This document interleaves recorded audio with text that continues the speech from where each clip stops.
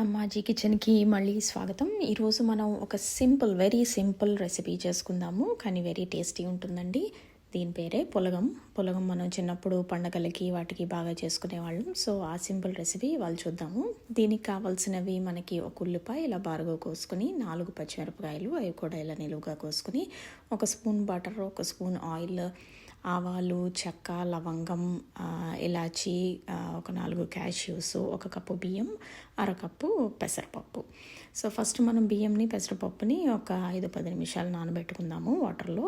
తర్వాత pressure cooker తీసుకుని అందులో ఆయిల్, బటర్ వేసేసుకుని మిగతా తాలింపు దినుసులన్నీ వేసేసి, తర్వాత ఉల్లిపాయ, పచ్చిమిరపకాయ వేసి ఒక 2 నిమిషాలు ఇలా ఫ్రై చేసుకోవాలి. ఎక్కువసేపు అవసరం లేదు. తర్వాత దీనిలో కొంచెం పసుపు, చిటికెడు పసుపు వేసుకుని, కావాల్సినంత ఉప్పు వేసుకుని, తర్వాత మనం నానబెట్టుకున్న బియ్యం, పెసరపప్పు ఇందులో వేసేసి 2.5 కప్పులు వాటర్ పోయాలి.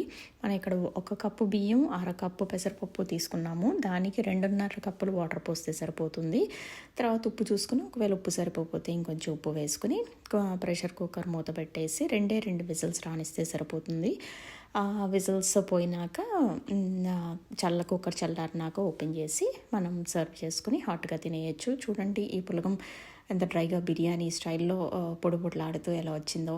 సో ఈ పులగాన్ని మనం కొబ్బరి పచ్చడితో తింటే చాలా బాగుంటుంది. ఆ కొబ్బరి పచ్చడి ఎండుమిరపకాయలతో చేయాలి, లేకపోతే కొంతమంది వంకాయ పచ్చి పులుసుతో కూడా తింటారు. సో ఆ వంకాయ పచ్చి పులుసు మనం ఇంకో వీడియోలో చూద్దాము. ప్రస్తుతానికి ఈ పులగం కొబ్బరి పచ్చడితో చేసి ఎంజాయ్ చేయండి.